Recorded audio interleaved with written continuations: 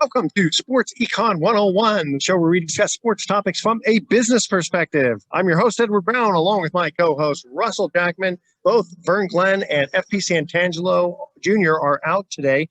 And today is a very interesting day because we are at the Joe Morgan Memorial Celebrity Golf Tournament in Alamo at the Round Hill Country Club. And we've got some famous athletes here. Dave Stewart's here.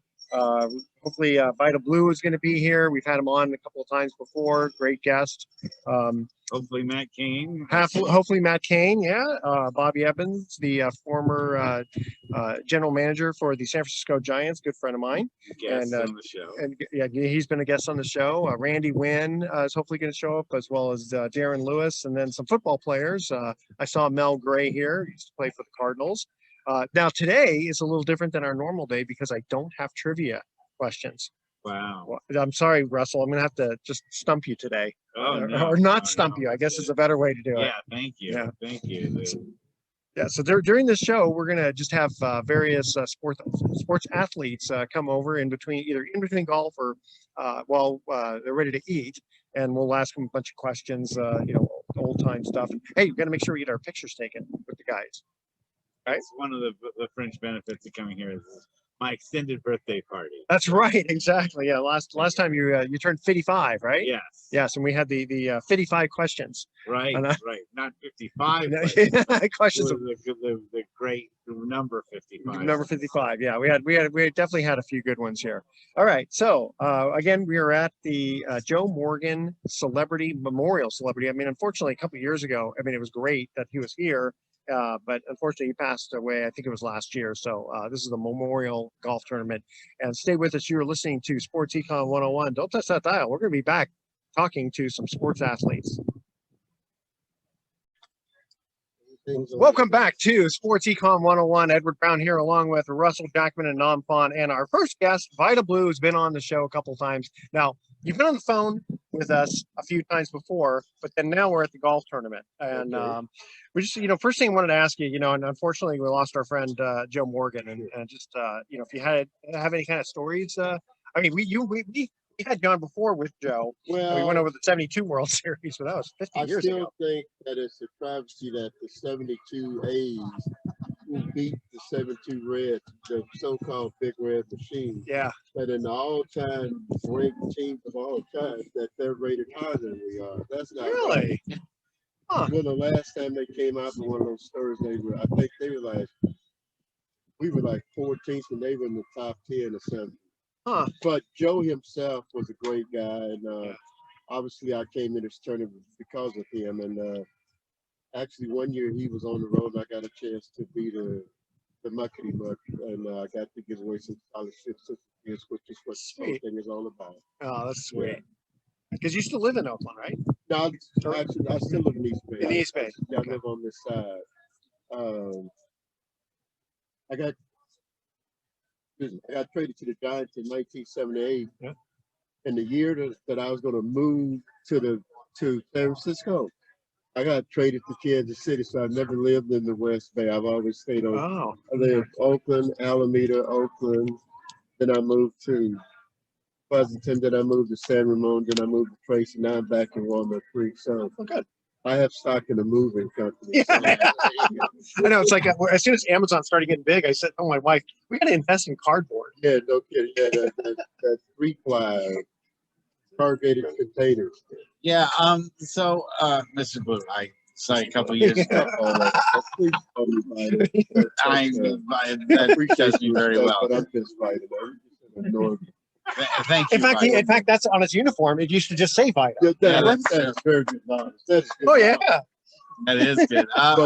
What's up? So I wanted to get your thoughts on Oakland and whether or not they're going to get a ballpark there. Oh man, that's a tough one. Obviously, I was hoping that the Warriors would have stayed. I was hoping that the Raiders could have stayed. And I'm also hoping that the A's could stay.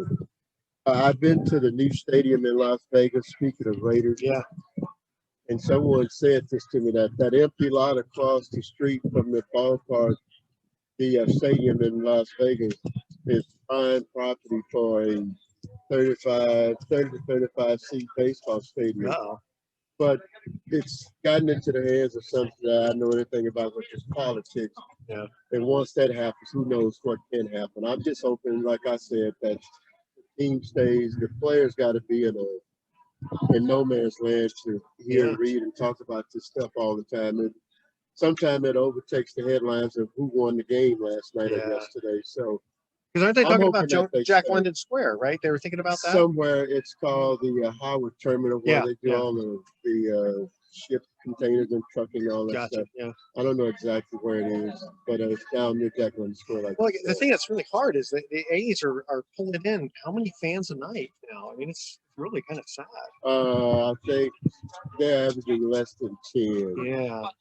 Only when certain teams come to town. 10,000, not just 10. Okay, I just want to make sure I got that There's straight. more people cheering for the visiting Yeah, team than there is for the home team, which is kind of sad too. But that's the nature of what this situation is all about now.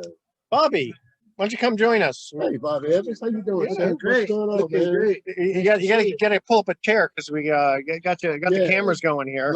Sorry. That's all right. That check engine light from coming on, Bob. You know the drill.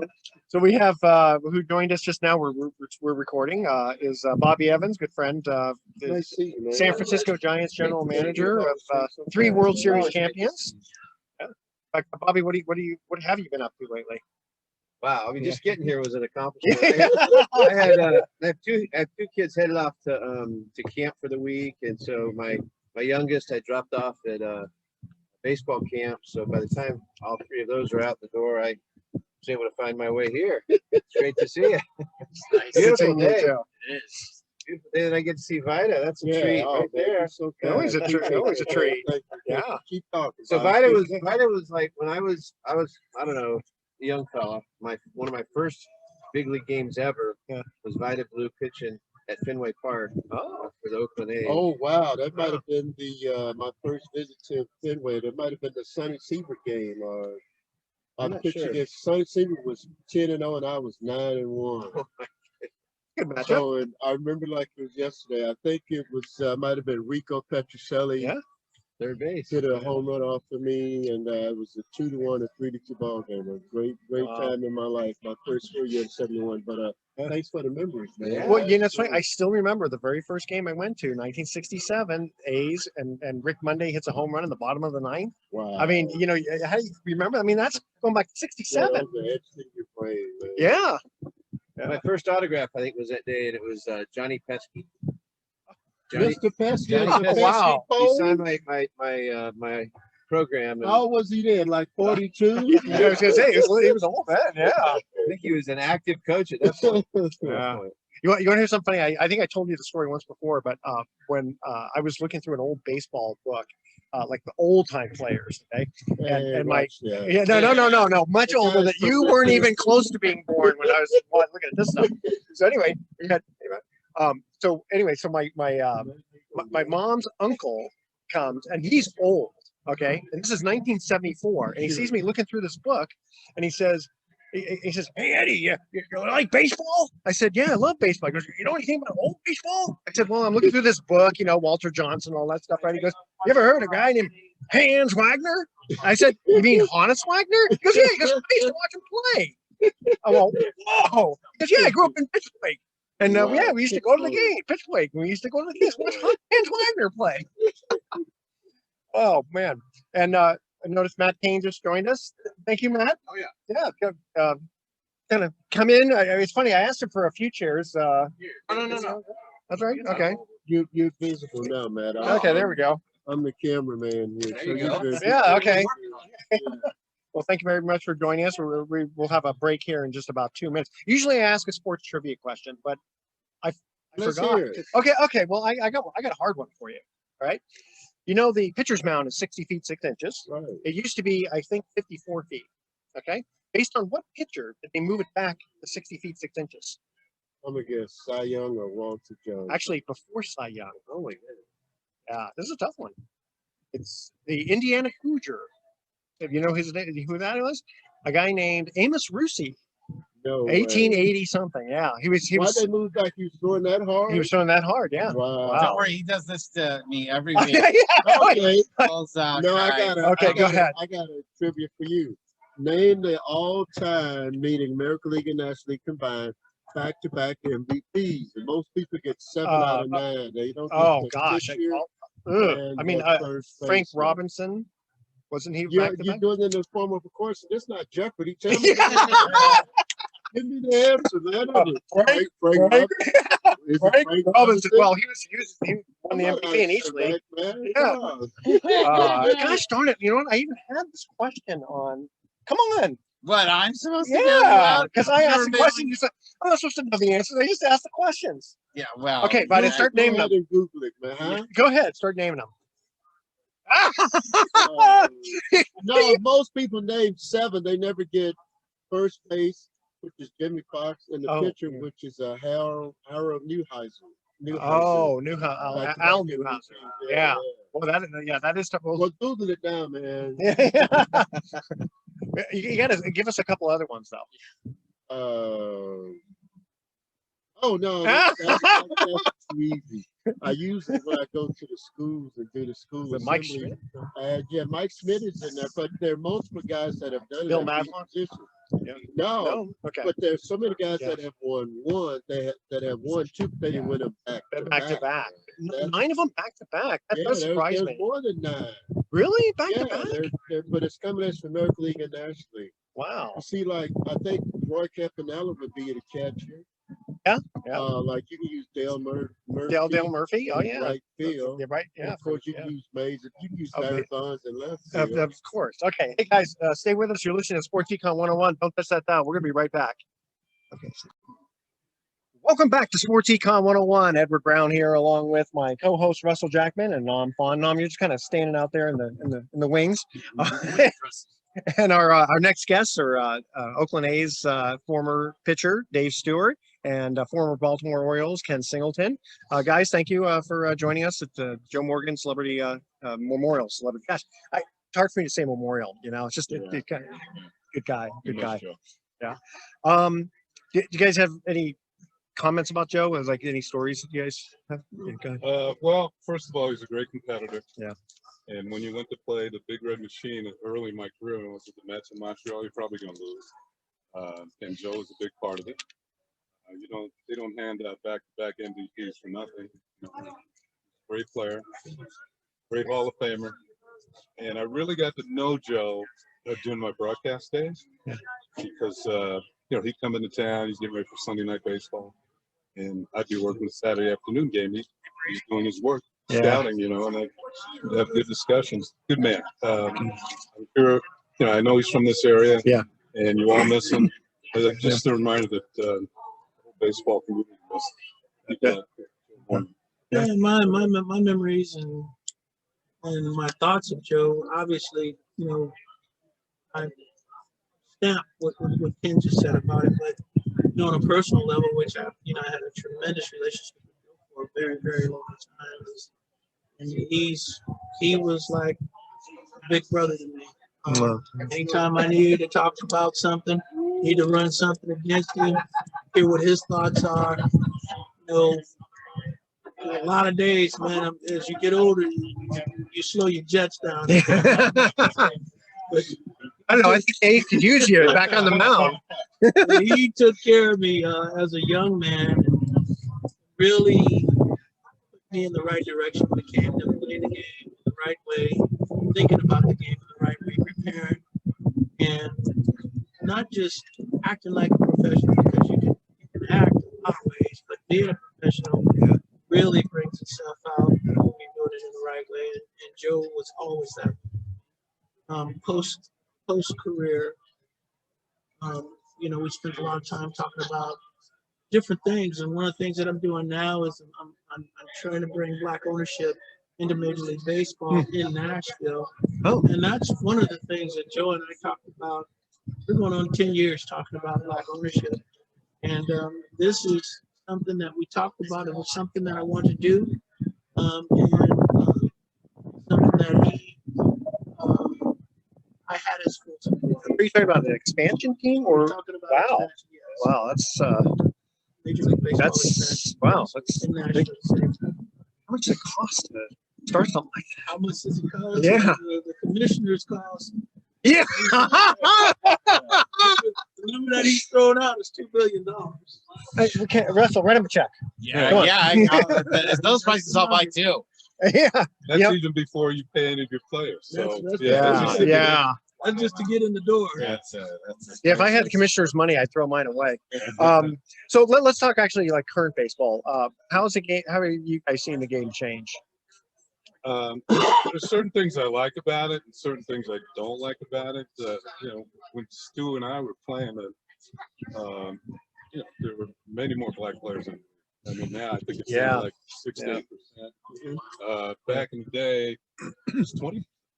All right, so that's 5 players on a team. Now we've talked about this on Yeah. the show before. Vern Glenn is one of my co-hosts, along with Russell, and we were talking about the fact that you first of all you need 9 people for each team, and that's a lot.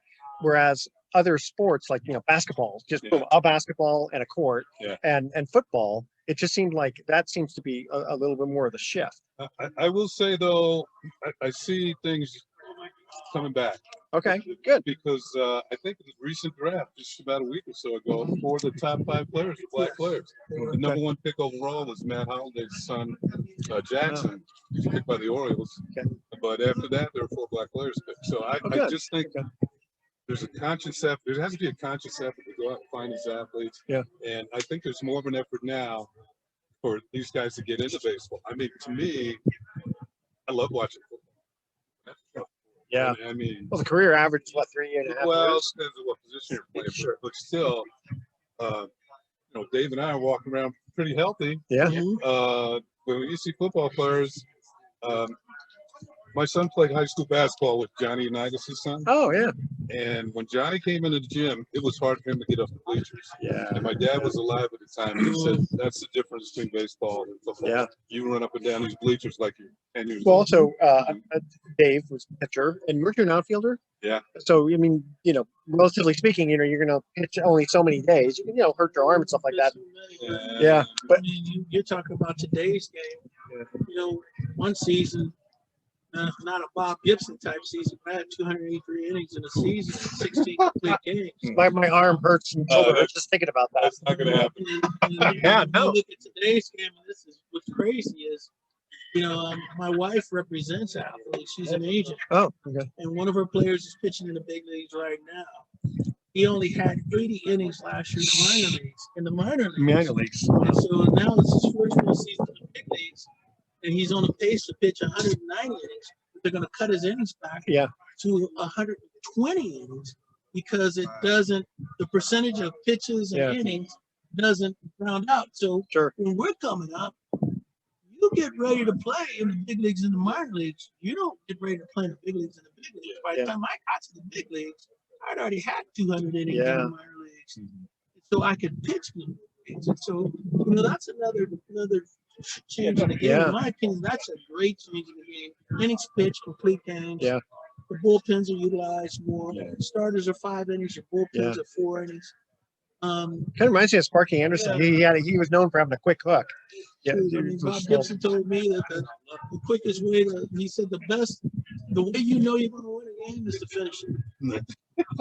That's what he told me. I never forgot that. Well, you have at least one hitter, one no hitter. Yes. Yeah. Okay. So you kind of know about finishing a game. Another thing about pitchers now, I think Stewart would agree with me. There's more. I mean, especially in the bullpen. Oh, the 100 mile an hour one. There are more hard throwers, but there aren't very many pitchers. I agree wholeheartedly. They throw hard, but they're not really. They're just relying on smoke to get people. Aaron, we're gonna have you on the next. As hard as you can for as long. Or Randy, I'm sorry, Randy. I can't see without these glasses here. I do want to bring up one quick thing about and this still is a hard subject for me, and I wasn't even a player, but the 1990 World Series. Vern was telling me that he thought, and Bruce McGowan too, out of the 3, 88 or 89, 90, and 91 Oakland A's, that he thought that the 1990 team was probably the best team. What What do you think? We got No, I know 4-0. I know. Chris Sabo. You know?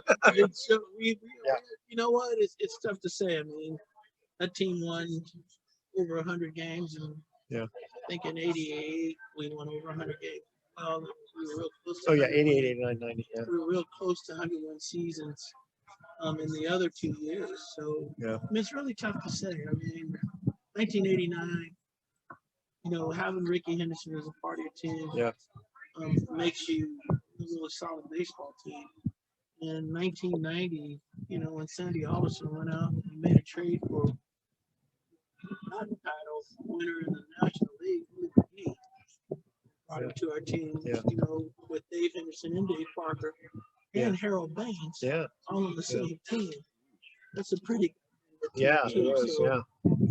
but I think to determine how good our teams were, not necessarily by what we hit or how many runs we scored. The teams that win, they have good starting rotation. They've got that can close games out. Those are the teams, and so I felt that our 1989 A's team was based on pitching. Well, and 4 swept against the Giants would kind of tell it that way. Yeah. And some of those guys, like Dave Parker, wasn't he kind of on the tail end of his career by then? Shoot, he went on and had some good years with Milwaukee. Okay. After he left Oakland, so I mean, Which I remember, you know. Dave Parker was by far the best teammate I've ever had.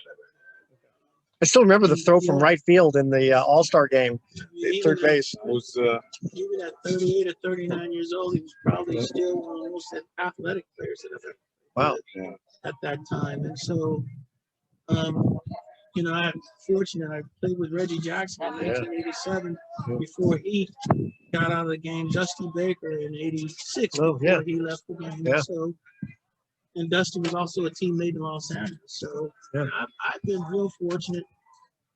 I was fortunate to come in the game at a good time. 1978, time I showed up. People that I played against, Ken Sanderson, sitting here next to him, and remembering him as a player and having to face him. As you can see, he's a massive man. A large human being. Playing on the Baltimore teams. so Eddie Murray was up next. Yeah. You gotta figure out how you gonna carve your way through this. Yeah. That's why I was wondering why everyone pitched to me, you know? I know. I remember telling Billy Bean, I said, hey, listen, put me in. I said, listen, I can throw in the high 60s, you know? every pitch will be an off-speed pitch, you know? I think, you know what, though? He didn't laugh. You guys laughed. You understood the joke. I don't think he thought I was kidding around. He probably didn't hit 60 where he was. I figure everything's off speed pitch. Probably throw like one pitch by. It's like an EFS pitch or something. Hey, stay with us. I got one more quick thing to talk to you about. So stay with us. Sports Econ 101. We'll be right back. Welcome back to Sports Econ 101. Edward Brown here, Russell Jackman, and Nam Pon. You guys haven't said too much. I know I've been doing most of the talking, and we have Ken Singleton and Dave Stewart.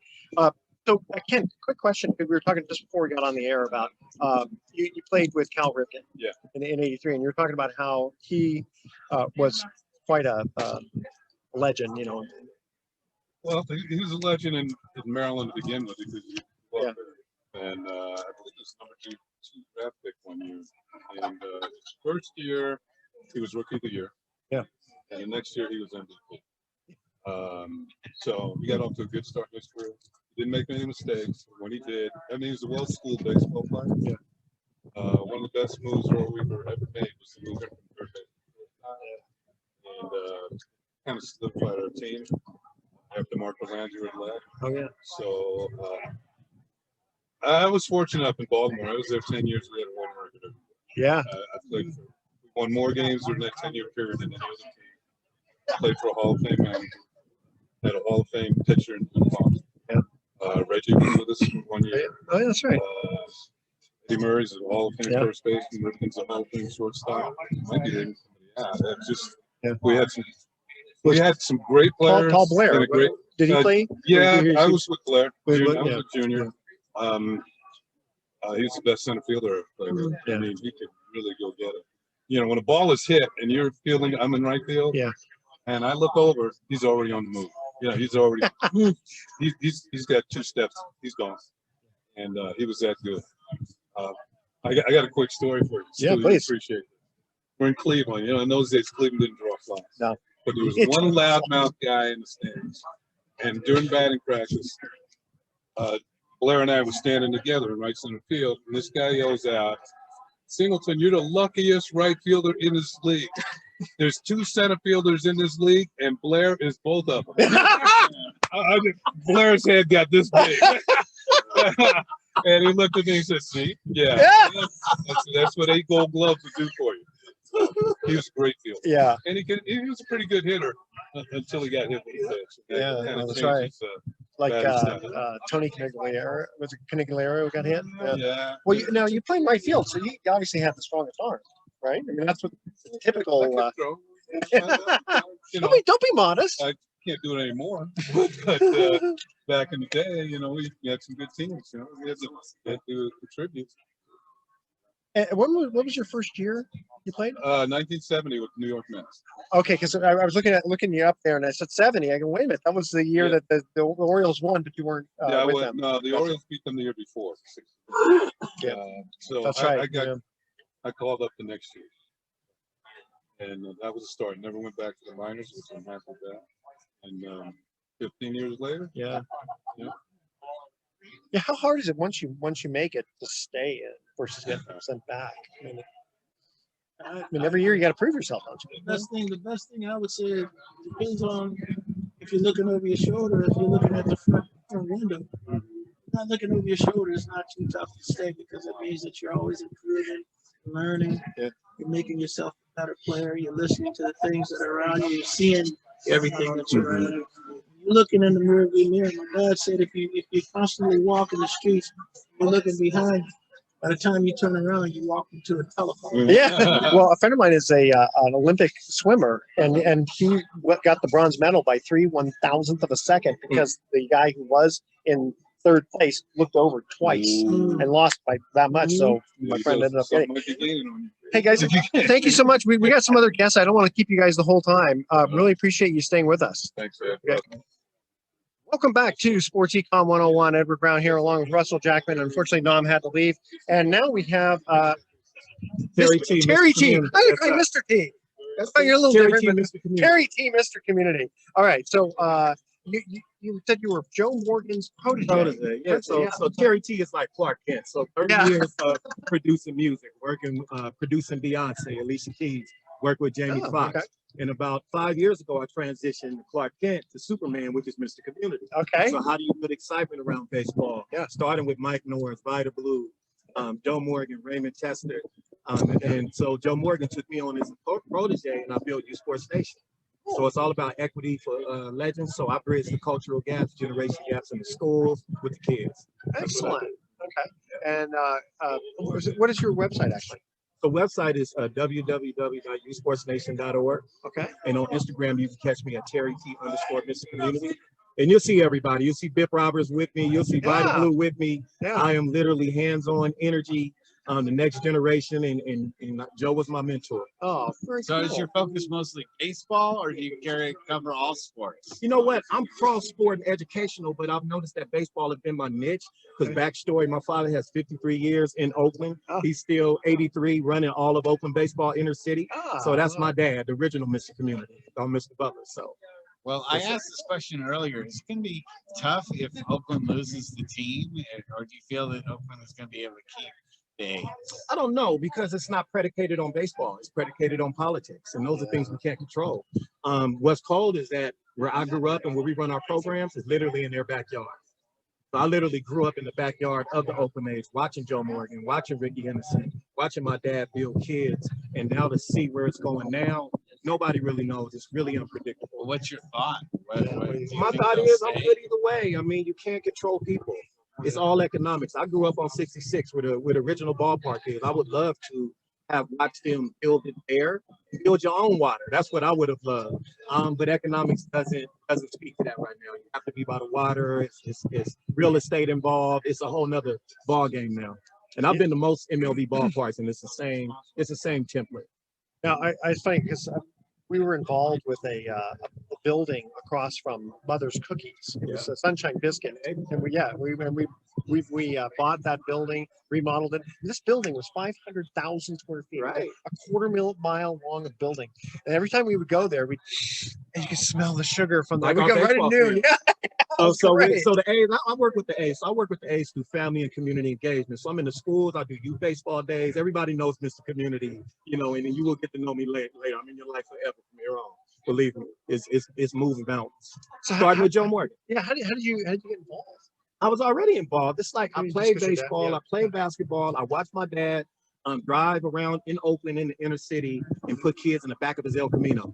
The next you know, Bill Roberts comes to my dad, Ricky Henderson comes to my Gotcha, dad's league. yeah. He coached Gary Pettis, Lloyd Mosby. My dad has been around. Oh yeah, 83 years old, still been going. for 50 years. Yeah. We still serve about 200 inner city African American kids. Wow. That's That's really good. Kind of get back to the community. That's awesome. And I tell people I never left. Yeah, While I'm yeah. producing Beyonce and on this big thing, Yeah. everybody was Hollywood. I was community good. So Good for you. it's something you would appreciate, like Joe Morgan did. Is how can a Mr. Community get into the schools? And true story about Yeah. Joe Morgan. Yeah. He came to the field one day, and the kids did not know who he was, and I took offense to that. And they asked me, "Was Ricky Henderson fast?" So I told Joe Morgan, "Give me 1 month. Give me 1 month and come back." Yeah. So I did an interview with him. I built songs that's reflected on baseball. Came back, he was signing autographs for 2 hours messing with me. So that's what I do, is bridge the gap between the legends and the community. I know some of these people. It's I mean, hopefully everybody knows who like Willie Mays is, but sometimes some of these They don't. people, I'm looking at this They going, don't. how do you not know? Especially if you follow baseball. You know why they don't know? Because that's why Mr. Community was built. Is because when players transition their lives, they promote the new players. And the legends are not really promoted in their community. So what I did is build a model where when I go to the schools, it's all legends. And I am promoting the history through my talents. That's the key. That's what Joe Morgan told me. He said, "Son, you're on to something." Him and John Madden. He said, "Son, you're on to something. Continue the legacy and continue to promote the history of the game because people lack their I mean, even Wikipedia, these people, you could say, you could at least find out, and then maybe watch old film clips and go, "Holy smoke, man, this guy was good." I interviewed Bill Russell, so and I yeah. also talked to Frank Robinson. To have Frank Robinson, Bill Russell, and Casey Jones on the same basketball high school team, kids wouldn't even understand that. Yeah. But the one thing that I will tell you from producing the Beyoncés of the world and be able to relate to, they all relate to accolades and stats. So Good point. I was going to also ask you about the connection between music and sports. It seems like that's something that you're involved in both levels. And where do you think that there's a real connection between what you do musically and what you do sports? Well, I'm gonna tell you what I did. I recreated my whole model. The only thing I said was the same blueprint that I gave for producing Beyonce, getting her 14 years old. I shaped songs that's specifically sports driven and educational driven.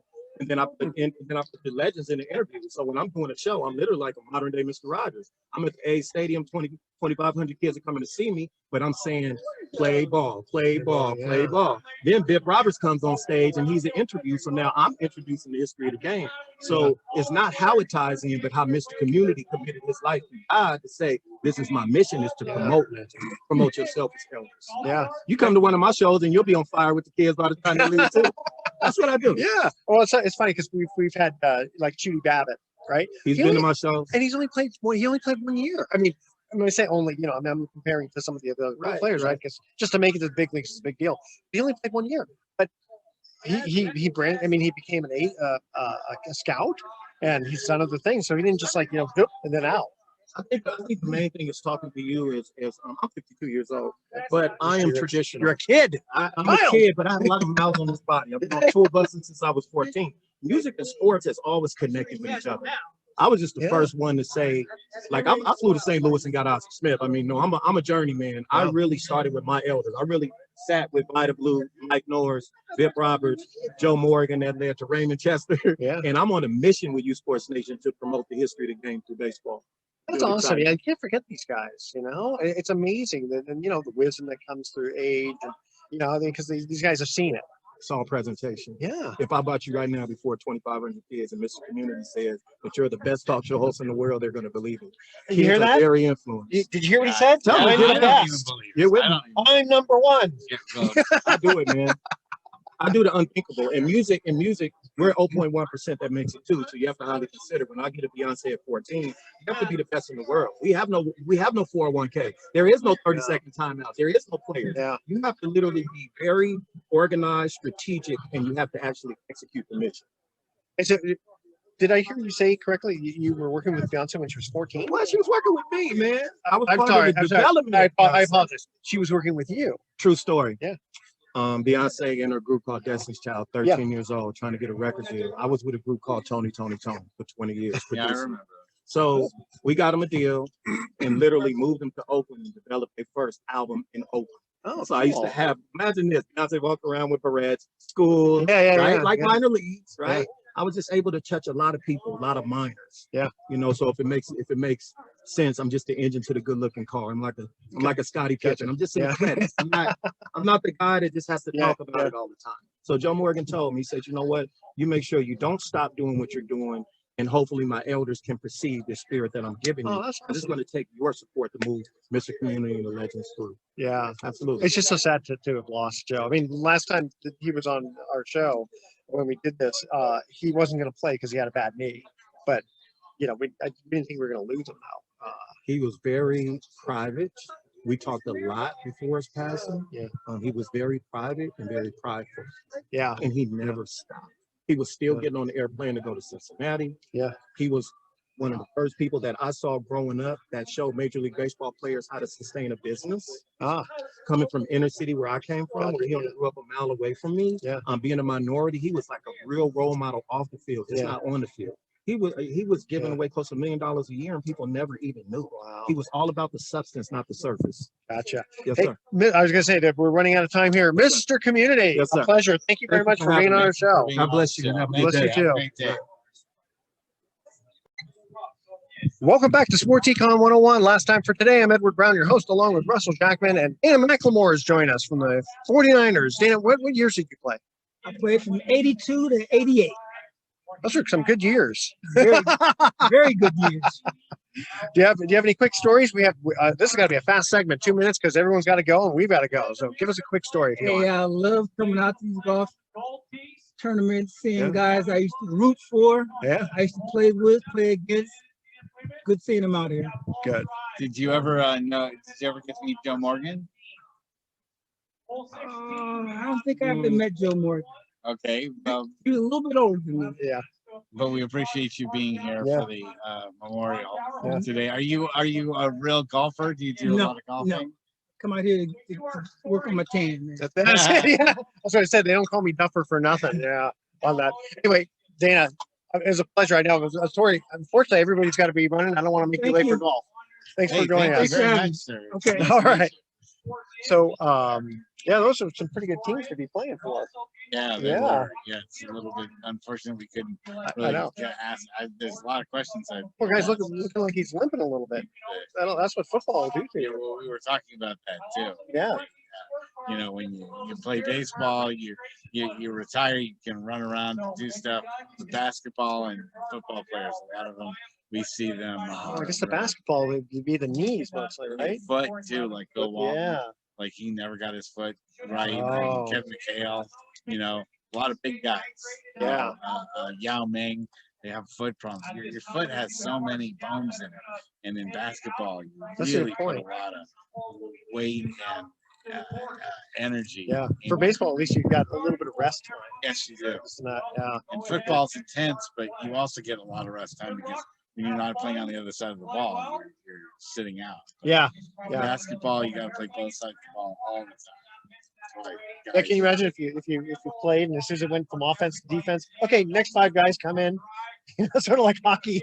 Well, Wouldn't go over too kind of well. how I feel about the designated hitter, Yeah, but exactly. that's another subject. All right, that's our show. Thanks for listening to Sports Econ 101. We'll be back next week. Welcome back to Sports Econ 101. Edward Brown here, along with Russell Jackman, and now we are interviewing George Kontos. Sorry for not recognizing you. I didn't recognize you without the Giants hat on. Yeah, exactly. And for the audience who didn't hear this, when I first went up, I said, "Wait, you played for the Giants? You won at least one of the World Series, right?" Thanks for remembering. I won 2. And it was 12 and 14. 12 and 14, yeah. You know, it's funny because I think about every the 10 was exciting because it was the first time in since 1954, and then 12 was really exciting because it's like you kept coming back. Being Cincinnati with Posey's, Grand Slam and all that in St. Louis. And then 14 was exciting because, Madison Bumgarner in the last one. But you pitched pretty well you pitched really well during the whole time. Yeah, thanks. It was funny. I got traded. I had just made my major league debut with the Yankees in September of 2011, and I had pitched well. I had just gotten to spring training, and we pitched through spring training. I pitched really well with the Yankees, and I got tapped on the shoulder by Mike Harkey, who was the bullpen coach for the Yankees at the time. And this is the last game of the season. I was fighting with another pitcher in the bullpen there, David Phelps, who's still pitching for the Toronto Blue Jays, actually, for the last spot in the bullpen. And Harkey goes, "Hey, Skip wants to see you." Go in the office, thinking I'm going to be told I'm going to break camp with the team and make the team. And they told me they've traded me to the San Francisco Giants. So I, felt like the whole world was being turned upside down. And then I get there and I get called up in end of May, beginning of June.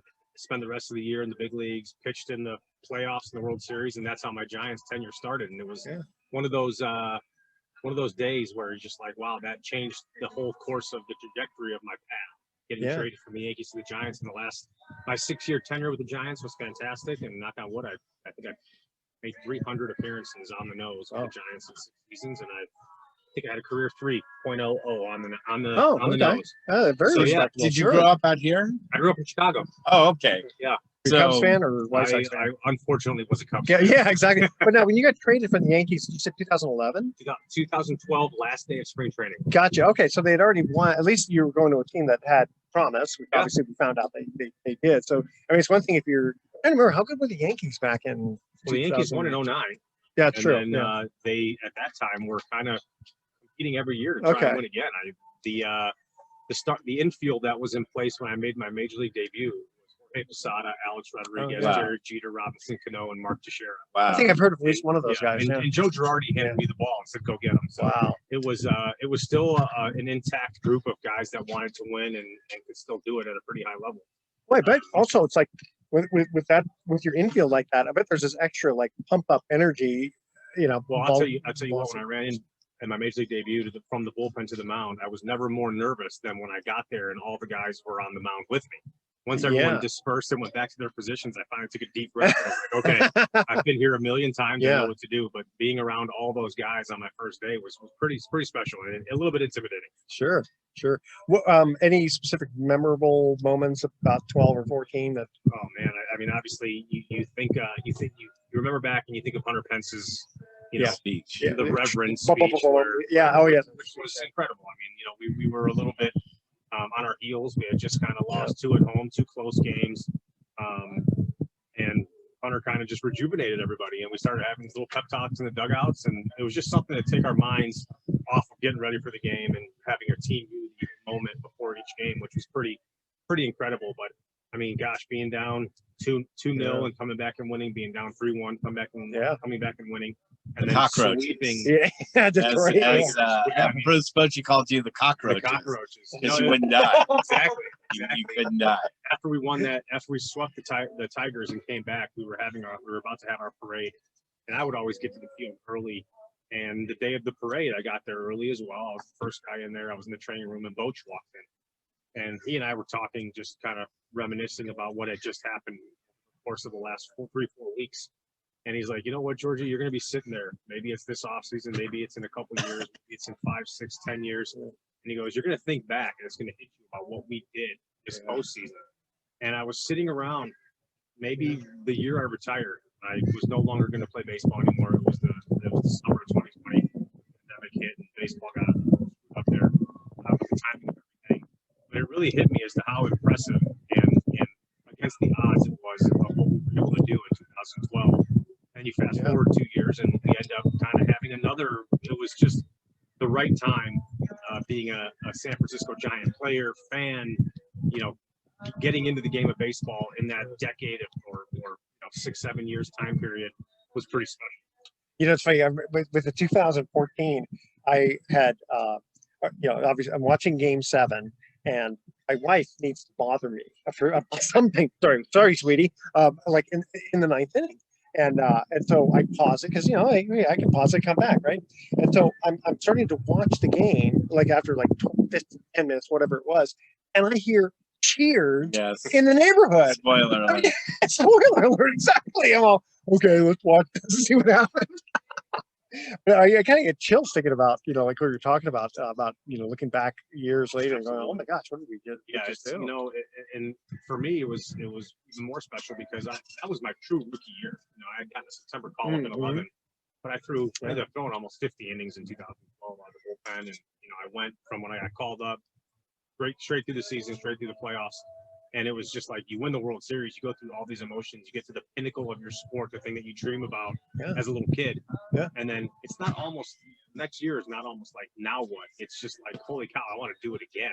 2013 was a real downer. That was a tough, 75 win season. It was tough. I think we were just a little gassed out. When you go through those every year that we won, the next year was a little bit lackluster. Yeah. But Jeremy Affeldt said it once. He goes, "You're playing the whole month of October on fumes and adrenaline, and when you get through that and you get past however far you go into the postseason, and luckily for me, 2 of our 3 postseasons we ended up winning that I was part of the team. Yeah. You're tired. You go home and you kind of lay in bed for 10 days and you're just like, wow, decompressing. It's physically grinding. It's mentally grinding. In the end, so worth it. But ramping back up again after a limited break that you're going to have is a little bit difficult. So what are you doing now that you're retired? Now that I'm retired, I still get to come back here and be a part of the community and be a part of the organization. I broadcast for NBC Sports Bay Area covering the Giants, which is awesome. I love it, and I hope the role continues to grow. And then when I'm not out here, I actually work for a boutique finance firm back in Chicago, and I do some stuff in business development for our private equity side. Yeah, you talk about private equity. Yeah, no, we were talking a little bit before about how we're probably going to do about $1 billion in loans this year. Everyone else is firing, we're hiring people. It's just crazy because we're actually Pacific Private Money is one of the few California licensed private companies to do bridge loans. Oh, wow. We're not the only one, but we're one of the few. So banks love us, mortgage brokers love us, realtors love us. So it's pretty. The ex-Giant relievers might. Always worth the conversation, right? What kind of private equity specifically?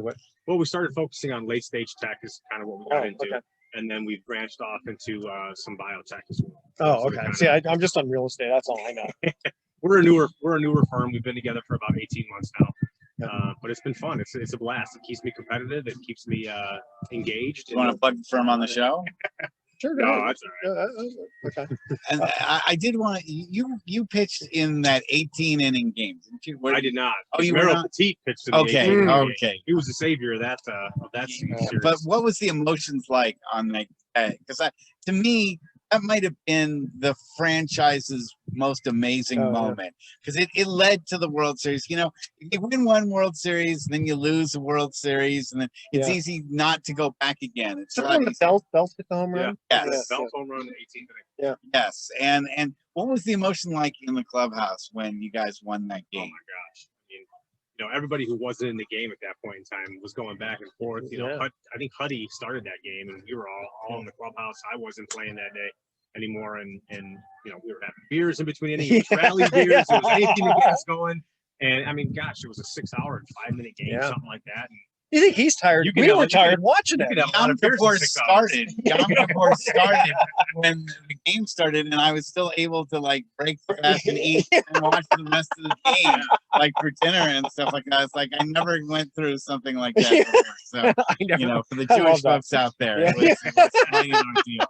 It was quite an ordeal. But to Giants fans everywhere, and I grew up a Giants fan. My uncle had season tickets to Candlestick, and our heart goes out to, I believe in my heart that the 2012 Giants team is the greatest team of all time. I do. Which one? The 2012 Giants team. I think it's the greatest team of all time. I totally agree. And I think that what we were able to overcome, and a lot of people don't understand, or they maybe don't know what we mean by when we say team chemistry. But that Giants team in 2012, we were by no means the best team written down on paper.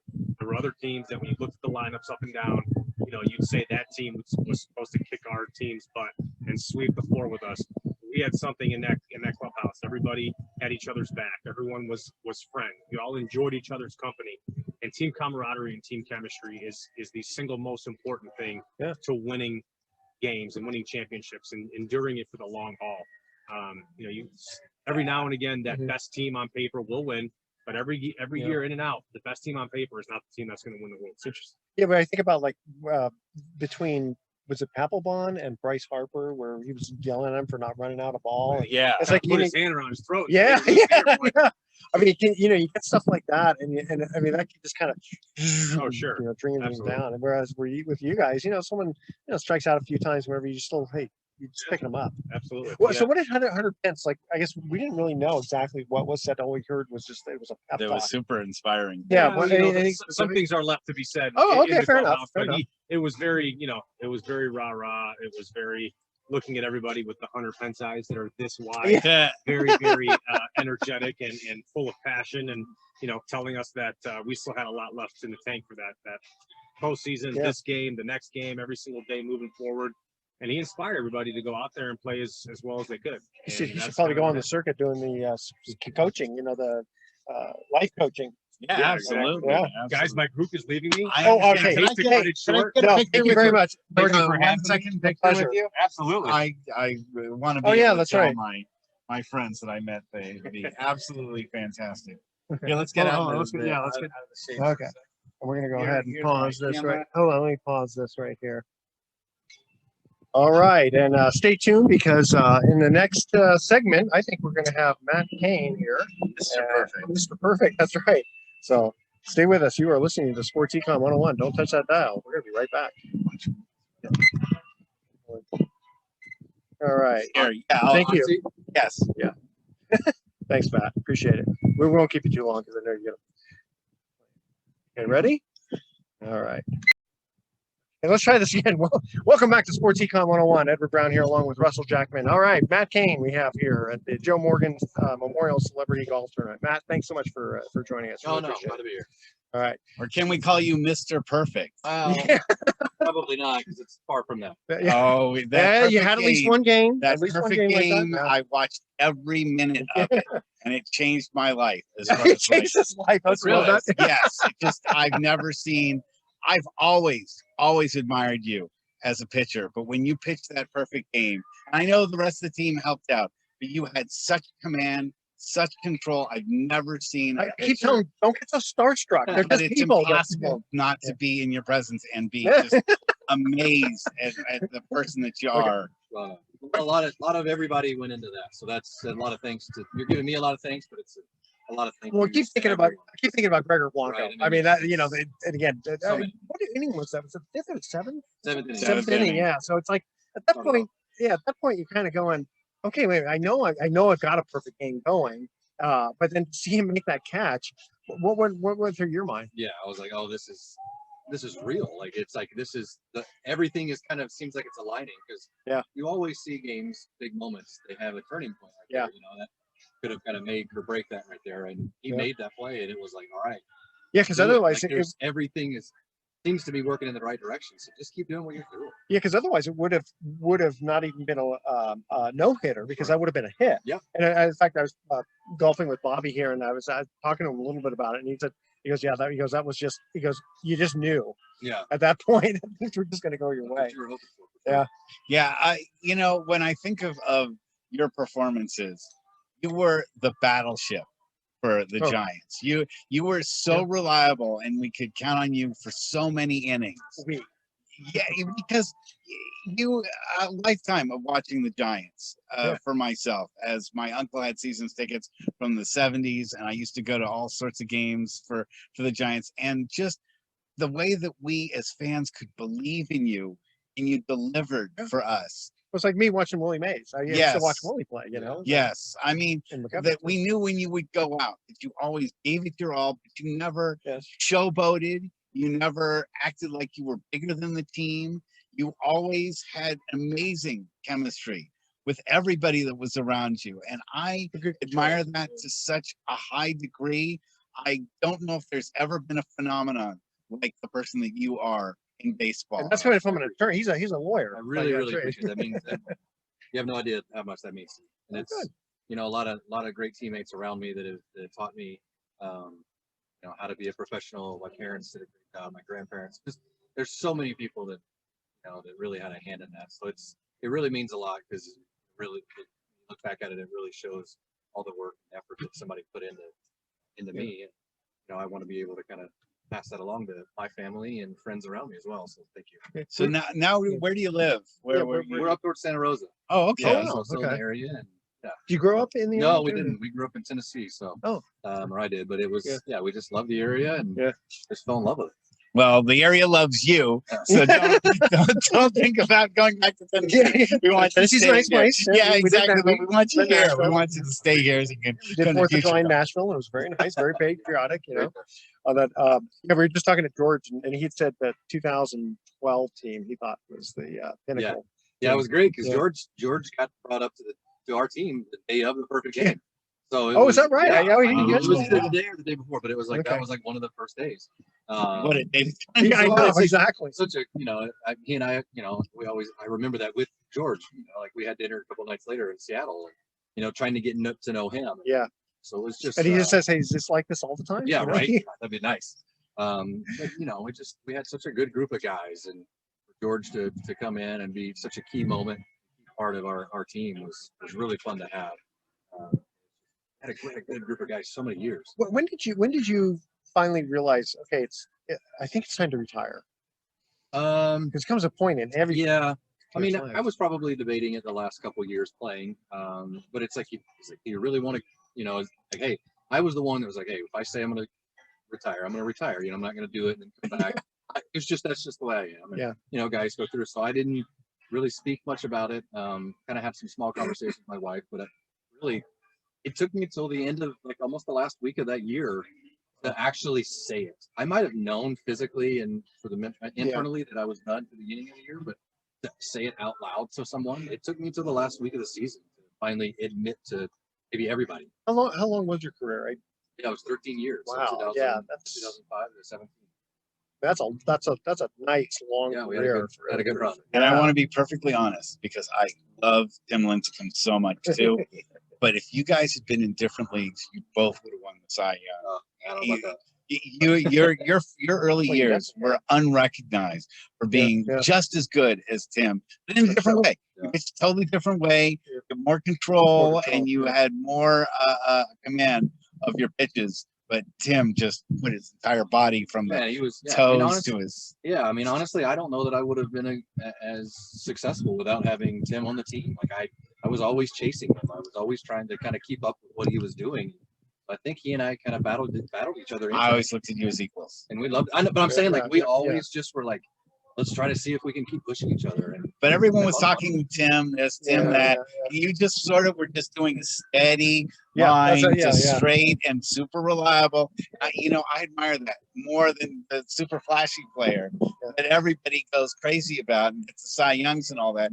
I think your understated level and under the radar somewhat, and people took you for granted and just said, "Well, he's just always going to pitch like this." But as fans though, when we heard that Matt was going to be pitching, it was like, oh yeah. I was always it was exciting. I was always fun.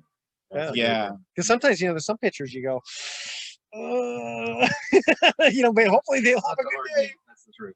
Yeah. And so, do you follow the Giants now, or you? I do a little bit. I've got enough stuff going on at the house. What are you doing now? So I've got, my girls are both riding horses, and my wife rides horses. So doing that, and we're working on trying to build a property. And Santa Rosa is a good place for the horse. We're trying to. I'm also trying to understand, how to, go back into a real life.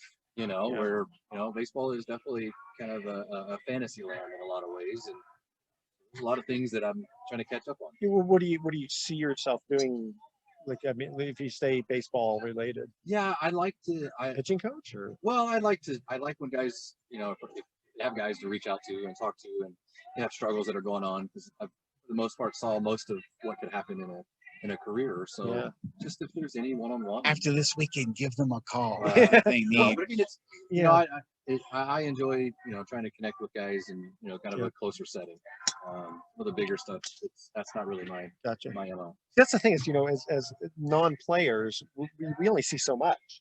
So it's really kind of cool to hear like George was talking about the Hunter Pence pep talk. He goes, so some stuff is just kind of kept within the clubhouse. It's like I respect that, but it's to give us a little bit of a tidbit on that. What was your favorite World Series moment? They were all so different, Yeah. so it's really difficult to say. But might have been. I mean, I guess it would be the first one because it's so new. Yeah. But then, like, they all had their different ways about it. But the first one, just being a part of that first postseason, that World Series, like to watch Timmy, come out of the bullpen, to watch Bum like throw at a 20-year-old, like we just had some crazy things that happened. Renteria being MVP, like what a year. Yeah, and it's funny because I was mentioning before on a different show that when Tim, because he's big Tim Lincecum fan here, how when there was a I don't remember which player it was, but running down the line, Tim gets the ball and he runs right at the player, but he doesn't throw it. Oh yeah, so like and it's just like you get so like nervous. It's just we got to get going. Okay, hey, Matt, thank you very much for joining us. Really appreciate it. Okay. Oh my gosh, this is He's a good guy. He's a damn good golfer. I believe it. Welcome back to Sports Econ 101. Edward Brown here along with Russell Jackman. Okay, so now our special guest today is a friend of mine. I'll call you a friend. Friend of the show. And my real estate broker, but he's also a professional golfer. Now, were you ever you're on the senior tour? I played in 2 U.S. senior opens. Okay. Did you ever play in the ones before the senior? No. Okay. I do qualify for them from time to time. You get this close, but it's hard. Oh, I know. It's like on the Champions. Yeah. Oh, did I say Greg Golasso? I'm No, sorry. you did not. I mean, everybody knows Greg. All of our fans. Exactly who is that? Who's this guy here? I see his Tiger face. Woods. Yeah, No, that's okay. Definitely not Tiger Woods. No, but actually, though, if I remember correctly, a guy you work with, or was it the construction worker who beat Tiger in? Yeah, what was the story? It was the 1994 California Amateur. And my good buddy, his name is Steve Woods, where I always introduce him and I say he's the California Amateur champion from 1994. He was the better Woods that year. And he beat Tiger. There's 2 phases of the state amateur. There's the medal play qualifier, and there's an award for being the low person. And he was that. Tiger was second. So they go off. They're the first and second seeds. So they're going to, if they meet, it would be the finals. And Steve won his semifinal match and Tiger won. So they didn't meet, and then. But I was ready for it. I was ready. Woods versus Woods. Yeah.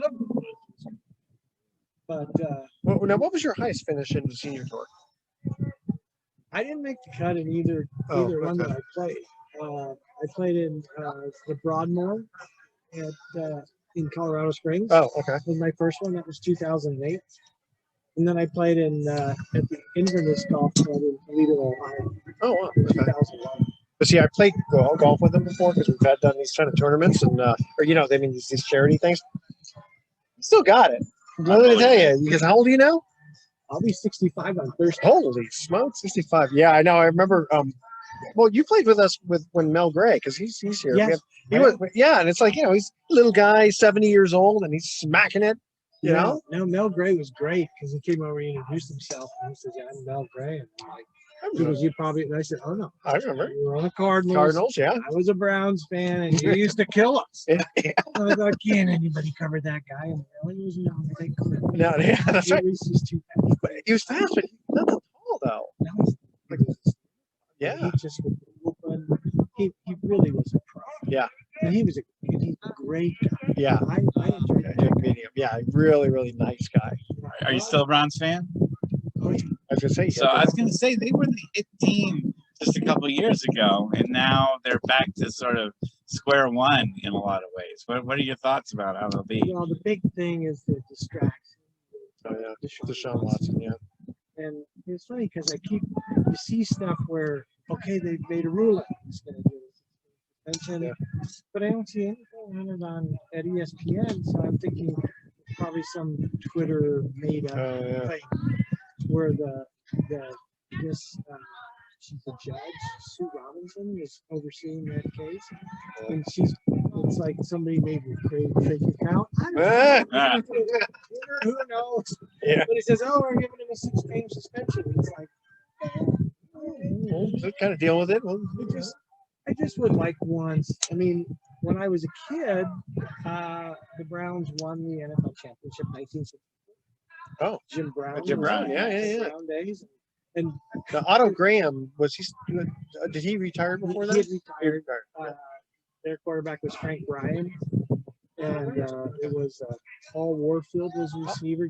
Paul Warfield was on that thing? Yeah, because he was a big Dolphin. Remember that? Yeah. And, you know, it's funny. I ran into a buddy of mine here in Northern California. I was played quarterback at Stanford and got drafted by the Jets. Played 5.5 years for the Jets, and then they traded him to Cleveland. And so I'm all excited. Yeah. I said, "How was it?" He said, "All I was thinking of was, you know, how quickly can I get out?" I'm like, "Come on!" I said, "The fans are great. It's just fans there, best fans."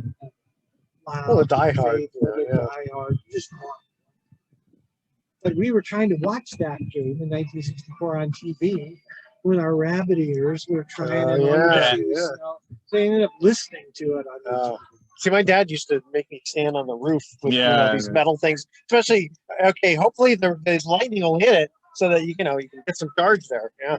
Hey, let's talk a little bit about the Live Tour. What are your thoughts on that? I mean, let me just tell you a little background. We've talked about it on our show where I had predicted, basically, I said the PGA is going to have to pony up more money to make it competitive because there are a lot of good golfers who just can't make enough of a living on the PGA, and they're going to go over to the Live Tour. What are your thoughts? And personally, I hate it, and I think it's a terrible thing, and I think it's awful for golf. Live Tour? Yes. And I always say it's Live, but it's really, isn't it 54? Yeah, it is. That's the idea. 54? It's 54 Yes. holes. 54 holes, yeah. Well, you know, you look at that. Here's the thing that's the head scratcher for me. You look at a Phil Mickelson. Yeah. Got it, right? It's got financial issues. Yeah. They say, here's 200 million. How do you turn that down? Yeah. If you're him, and he was whining, but he's always been outspoken. Yeah. And he wanted to dictate a lot of stuff. It was all about the very top guys, and the reality is the tour's a big thing. There's a couple hundred golfers that all will play, a lot of people following, certain guys you wouldn't even think about. And so the tour's big. I mean, look at a guy like Tony Finau, who was nobody, and now he's Tony Finau. For me, he became famous when he made that hole-in-one at Augusta, breaks his ankle, puts it back in place. He goes out and finishes top 10 in the Masters, walking that guy up and down. But it's definitely about the money. But is it good for golf or is it bad for golf? That's going to remain to be seen. I'm curious as to why the young guys would. I get it for the older guys to go, the 40s that are. Really I mean, this guy basically says, you know what? I would have been a perfect example, okay? Because for me, bowling was my sport, and I was good. I was like semi-pro. I wasn't good enough to go on TV with the big boys. So someone like that would have been perfect for me because I could have gone on like a Live Tour type of thing. So I can see if some of these guys, they realize inside, I'm a good golfer, but I don't know if I can really make big money here. And I look at some of them like Sergio, for example. He was like really upset. He's like, why are they angry at the tour? Saudi Arabian involved. I don't get that. Now the Saudi thing, okay, got it. Yeah. But did they went to China? China, yeah. Well, because everyone's paying $7 a gallon here in Northern California, and you can sort of see like your Saudi Arabia's fault. Well, it kind of is, and we see that the money that we're paying at the gallon is going right to these golfers, basically. No. Saudi Arabia has nothing to do with it. If we open up the pipeline, we talked about this before. If we were energy independent before, all we have to do is open up our. We're not energy. Yeah, we were. No, not we exported some stuff, but we're still importing a lot of oil from. But we didn't need to, though. I mean, we have enough oil here in the United States to do it. Yeah. Nobody likes fracking, and everybody wants to transition. No, it's I mean, it's you gonna know, take too The long. whole thing that makes me nervous is, there's like, because I wanted to get an electric vehicle. Okay. And then I wanted to buy one, and that would be done. I'd have my electric vehicle, and that'd be that. And then somebody got a hold of me and said, "Do you want to buy that technology right now? Because it's Changing. And how good for the planet is it? The batteries and all that stuff. I'll still take that over a major oil spill that Well, destroys an entire coastline. Yeah, but then look what was going on. 250 people in Texas died last year because of the heat, because the grid, because they wouldn't allow them, even in Texas, to do all that oil. All right, stay with us. We're talking politics here as well as sports. Stay with us. Sports Econ 101. We'll be right back. Welcome back to Sports Econ 101. Edward Brown here along with Russell Jackman, our special guest, Greg Galazzo. Gosh, Greg, how long have I known you now? At least 15 years. Oh, yeah. Wow. Maybe close to 20, maybe. Could be. Yeah. Greg, I was also going to ask you about your thoughts on Tiger Woods' retirement, or what is probably at the twilight. No, it's definitely twilight. First of all, it's amazing that it came back. Yeah. I mean, that was leg injury. They said it was super close to where that was going to be an amputation. Yeah. And just seeing him out there, because Tiger, you look at the guys that really moved the needle. There was all the old players. Yeah. And then you get up and then Arnold Palmer. Completely. Yeah. And then you got Jack Nicklaus. Yeah. And then you get a Tiger Woods, who really did. Back on the map again. My buddy who played the tour, he said, "Man, they should be really thanking Tiger because the only tour events that really made money were the ones that Tiger. Yeah. And the rest of them were, hey, we're going to subsidize this." Well, it kind of reminds me in the NBA, it was the Magic Johnson, Larry Bird that basically saved basketball. It was going downhill quickly in the 70s. Now I'm watching Winning Time right now. Yeah. Oh, yeah. No, it was very good, actually. Well, yeah. And you get some of those guys. I mean, Magic and Larry Bird, incredible. But Tiger Woods. Yeah. So I don't know how off color we can get on. But just don't swear. Okay. Yeah, we have FCC regulations. Well, so, I was at San Jose State College, and we had a good player at the time at San Jose State that played versus Tiger, Aaron Oberholzer. He's an announcer now, and he does all that. And when Tiger was coming out, he said, Tiger is going to really mess them up. We're used to it. We've seen it. They haven't. So when he went out there, they're just thinking, what the heck is this? And what the heck is that all about? Because he hit it a mile. Yeah. He was an unbelievable iron player. Yeah. Well, and I'll get into that a little bit deeper, but he chipped and putted like the best ever. So he really was a complete full-on guy.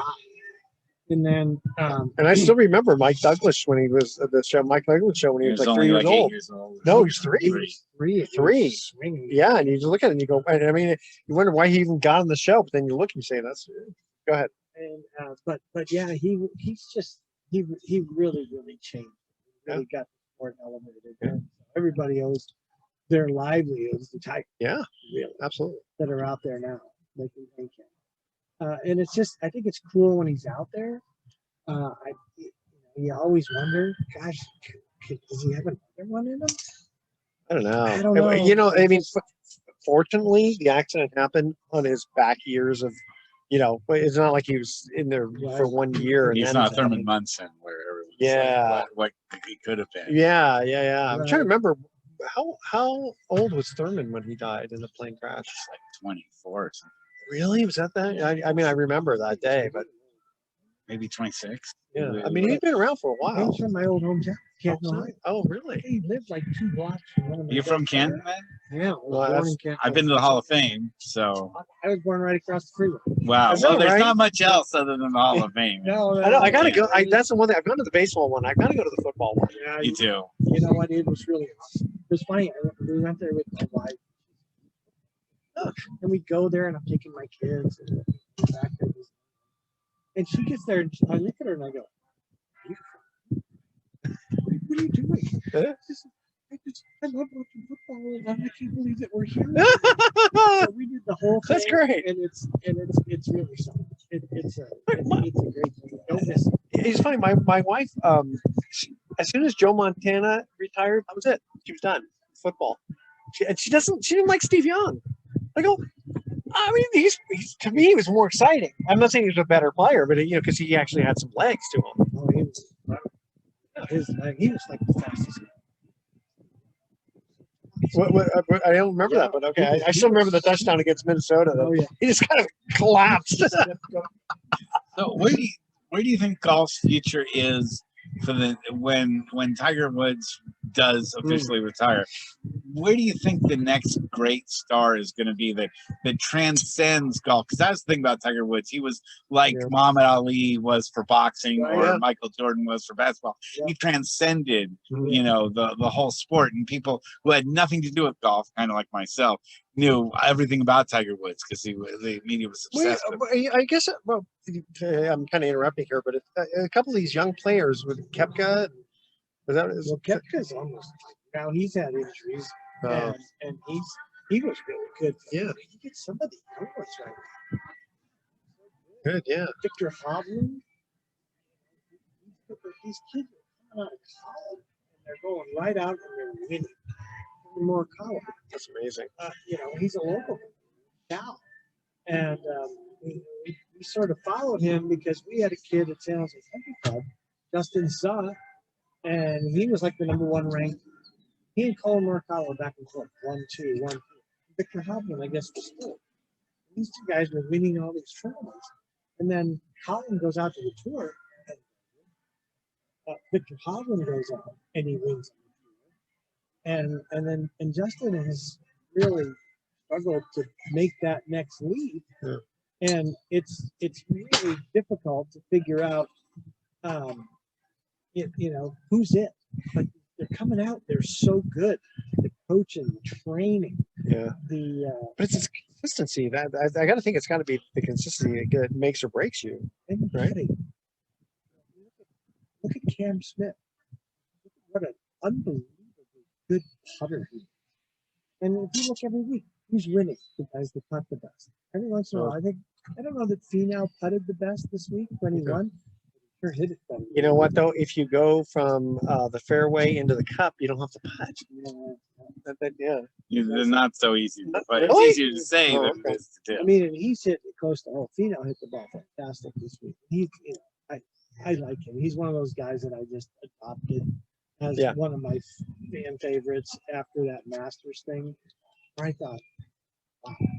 So when you'll watch it on TV.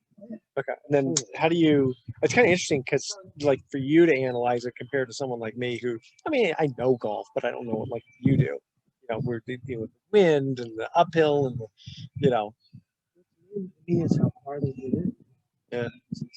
Well, the clubs are also so different. Yeah, but there's a limitation. But aren't there? There's this core rating where it's like 0.83, and that's it. All the drivers, it's all marketing at that point. And because you're not allowed to have a juiced ball. Juicy. But everybody's using. I'm an old fart. Yeah. And I hit the ball farther with my irons than I did when I was in my prime. Really? Really? Huh. I used to hit. It was like 150 yards a set. Okay. Yeah. And that was just I get it. And now it's an 8. Oh. And this is 20. No, it's just okay with a juiced up ball, basically. Got it. How far are these guys hit? Are they hitting 400 yards? Get to 400. They'll hit a 360. Look at Rory. Rory's a little. Yeah. He's fit. Yeah. Well, that's I think it's like with Tiger too. I was going to say that was one of the things that Tiger really changed was having guys that are really bulked up look like they're weightlifters. In golf, it never seemed when I was younger. That was not a thing. You didn't see. No, because you want fluidity. You don't want to have all the tightness. And I had heard, but the most bench presses out of any player on the Stanford football team. Really? They were pumping out 225 pounds, and he did like 25 reps. Wow! And you look at him then. He got big in the shoulders. Yeah, but he was tiny in the waist. Yeah, he was thin and he was very strong. Then he got bigger. He hit it out of the rough like nobody's business. he could spin the ball out of long grass. He said Wow. that he was playing with Ernie Els, who was, it still is, very good. And Tiger hit one out of the rough, and he hit one and it landed right next to the hole. Yeah. Deep, deep, deep rough. And he said, Ernie made a comment. I can't say it. Okay, yeah, that's it. Because and we have to cut the break. You'll tell us off the air. Greg Galasso, thank you so much for joining us on Sports Econ 101.